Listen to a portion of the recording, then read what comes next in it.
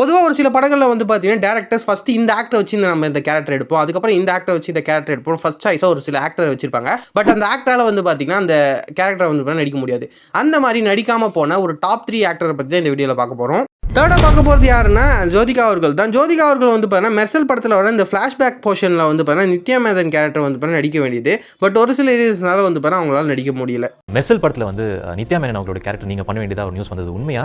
ஆமா, இது we just had a little difference in the script மேல அந்த மாதிரி. செகண்டாக பார்க்க போகிற ஆக்டர் யாருன்னா தனுஷ் அவர்கள் தான். வடச்சென்னை படத்தில் வந்து பார்த்தீங்கன்னா ஃபஸ்ட்டு சிம்பு அவர்களை வச்சு தான் ஸ்டார்ட் பண்ணியிருக்காரு வெற்றிமாறன் அவர்கள். அதுக்கப்புறம் அமீர் கேரக்டர் ஃபஸ்ட்டு தனுஷ் அவர்கள் தான் வந்து பார்த்தீங்கன்னா நடிக்க வேண்டியது. பட் ஒரு சில காரணத்தில் வந்து பார்த்தீங்கன்னா அந்த கடையை ட்ராப் ஆகி இப்போ வடச்சென்னையில் தனுஷ் அவர்களே ஹீரோ நடிச்சிருப்பாரு. சென்னை சிம்புவோட பண்ண போகிறேன் அப்படின்னு சொன்னார். சூப்பர் சார், டெஃபினட்டாக ரொம்ப நல்லாயிருக்கும். இப்போ அமீர் சார் மாதிரி ஒரு கேரக்டர் என்ன ஃபோன் பண்ணி பண்ண சொல்லி கேட்டார். சொன்னேன் சார் எனக்கு பெருந்தன்மை இருக்குது, ஆனால் அவ்வளோ பெருந்தன்மை இல்லை. ஃபர்ஸ்ட்டாக பார்க்க போகிறது யாருன்னா லோகேஷ் கனகராஜ் அவர்கள் தாங்க. ஃபர்ஸ்ட்டாக வந்து பார்த்தீங்கன்னா பராசக்தி படத்தில் வந்து பார்த்தீங்கன்னா வில்லனா லோகேஷ் கனகராஜ் அவர்கள் தான் செலக்ட் ஆயிருப்பாரு. பட் ஒரு சில ரீசனால வந்து பார்த்தீங்கன்னா லோகேஷ் கனகராஜால் அதை பண்ண முடியல. பராசக்தியிலே அந்த நெகட்டிவ் கேரக்டர் பண்ண வேண்டியதாக இருந்துச்சு.